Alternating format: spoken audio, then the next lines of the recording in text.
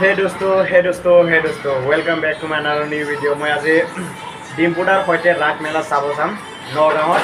তাৰ ভিডিঅ'ৰ সৈতে জৰিয়তে মই আপোনালোকক দেখাবলৈ চেষ্টা কৰিছোঁ। তো আপোনালোকে চাই দিব নগাঁৱৰ ৰাগ কেনেকুৱা আছে, ঠিক আছে? তো বলক। হে দোস্ত, মই আজি আপোনালোকক এখন ৰাগ দেখাম। মই আছো নগাঁৱত আৰু মধ্য অসমৰ ৰাগ কেনেকুৱা হয় জানে আপোনালোকে? এয়া চাওক মোহিনী তো কৃষ্ণক মানে সেই কৰিব চেষ্টা কৰি আছে আৰু বহি দিব। তো আপোনালোকে মানে মজা পাব।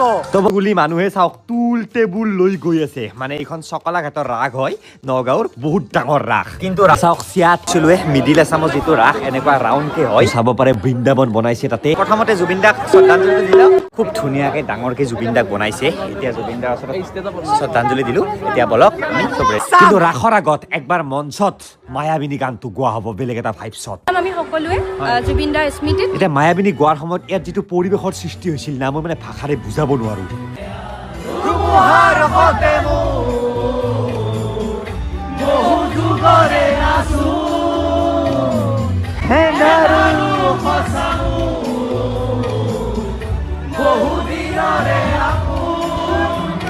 এতিয়া চব ৰেডি, মানুহ ৰেডি, লেটছ ষ্টাৰ্ট দ্য ৰাগ। আৰু ইয়াত মানে ৰাধা কৃষ্ণ অলপ বেলেগ ধৰণে আহিব, এই নাৱত আহিব। তো কাষতে এটা পুখুৰী আছে, সেই পুখুৰীৰ সেইটো পাৰৰ পৰা নাৱত আহিব। কিবাকে মানে কৃষ্ণৰ জন্মৰ সময়ত যিহেতু পানী সেই আছিলে, সেইকাৰণে এইটো কৰিছে নেকি? ৰাসখন এনেকুৱা হ'ব বুলি ভবা নাছিলো, বেলেগ এটা মজা লাগি গৈছে। আৰু এনেকে ৰাসৰ স্থলীলৈকে বৃন্দাবনলৈকে লাহে লাহে ৰাধা কৃষ্ণৰ আগমন হৈ আছে। ৱাও!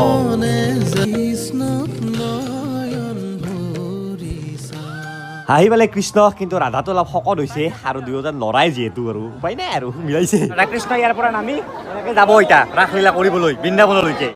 ৰাসখন আৰম্ভ হৈছে সূত্ৰধাৰৰ পৰা। এখেতে কাহিনীটো ক'ব আৰম্ভ কৰিছে আৰু লাহেকৈ ৰাধা কৃষ্ণ ওলাল, মানে ফাৰ্ষ্ট ষ্টেজত হ'ব, ষ্টেজৰ পৰা বৃন্দাবনলৈকে আহিব।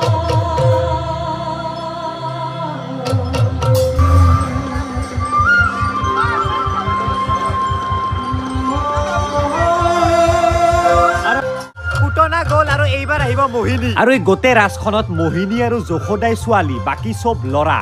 তো এয়া মোহিনী যিহেতু এই মৌবান কৰিব, সেইবাবে ল'ৰা দিলে নাচাজে না, সেইবাবে ধুনীয়া ছোৱালী এজনী দিছে। ধুনীয়া বৈছে। তো এইফালৰ ৰাস এনেকুৱাকে হয়, কিমান পৃথক নহয়নে? জাষ্ট 100 কিলোমিটাৰ 150 কিলোমিটাৰ দূৰত। চাওক চোন কি মজা মানে। মই ভাবিছিলো ৰাতি হ'ব, টোপনি লাগিব, কিন্তু ইমান ধুনীয়া মানে লাগিছে ৰাসখন, বুজাব নোৱাৰো কি কম আৰু। তো এতিয়া নিশ্চয় মোহিনী যাব আৰু বাল কৃষ্ণ মানে সৰু কৃষ্ণ আহিব। আৰু এইবাৰ পুতনাই কৃষ্ণক লৈ আহিছে, কৃষ্ণক এতিয়া গাখীৰ খুৱাব।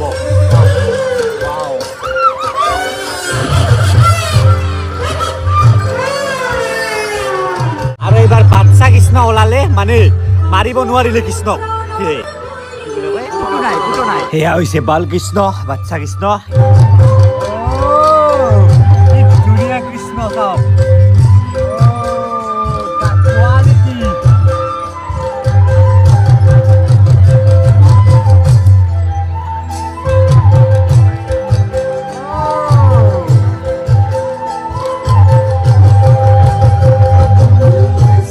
মাক যশোদা আৰু কৃষ্ণ গোটেই ঘূৰি ফাঁচি কৰিব। তাৰপিছত ৰাসলীলা আৰম্ভ হ'ব। আৰু এইটো নাম কি আছিলে কমেণ্ট কৰি কওকচোন। এই যিটো সেই বগলী বকাচুৰ নেকি? ইয়াত চব লাইভ হয়, চাওক সেয়া গান গাই আছে ধুনীয়াকে। চব বাদ্যযন্ত্ৰৰ পৰা বাঁহীৰ পৰা চব লাইভ চলি আছে, বাঁহী বজাই আছে। চাওক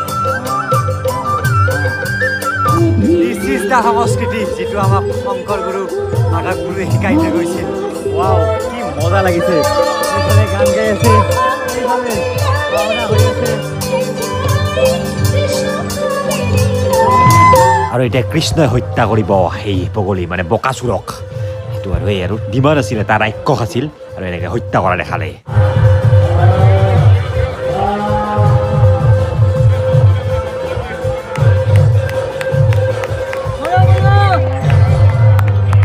তেজৰ এডাল সাপ উঠাই ৰখা হৈছে, এতিয়া সাপ কৰা হ'ব। দেৰিকে সাপখন দেখুওৱা হ'ব। এই বৰ্তমানতো তাত মানুহে ফকাছ কৰি আছে, ইয়াত ফকাছ কৰা নাই, কিন্তু যেতিয়া লাইট মাৰি দিব সাপ অনাৰ পিছত এইটো হৈ যাব। তো এই সাপডাল এডাল ৰাক্ষস হয়, যিডালে কৃষ্ণ আৰু তেওঁৰ বন্ধুখিনিক খাব চেষ্টা কৰিছিল, কিন্তু কৃষ্ণই মাৰি পেলালে। আপোনালোকে কমেণ্ট কৰি কওক এই ৰাক্ষসটোৰ নাম কি হয় সাপডালৰ। সাপডালৰ মানে সিহঁত থকা আৰু অ' ভাই মানুহ কেইটা আছে ভিতৰত এটা আছে এটাই আগত এইফালে আছে নেকি এই এটা বাঁহডাল আছে তাতে ৰছীডাল টানিব সাপডাল মুখা মেলিব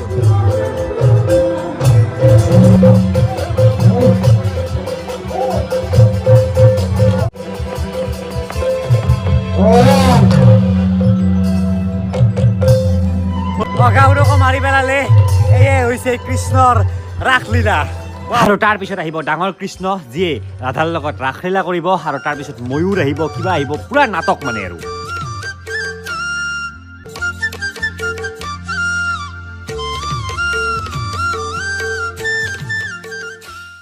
আজিলৈকে সেইটোৱে ৰাস তো নগাঁৱতে হোৱা বছৰত যোনে যোনে চাব যাম বুলি ভাবিছে নিশ্চয় পাৰিব বহুত ধুনীয়া ৰাস হয় সেইবিলাক ঠিক আছে তো এইটোৱে ভিডিঅ'টো আছিলে তো আপোনালোকে কেনেকুৱা পালে কমেণ্ট কৰিব থেংক ইউ ছ' মাছ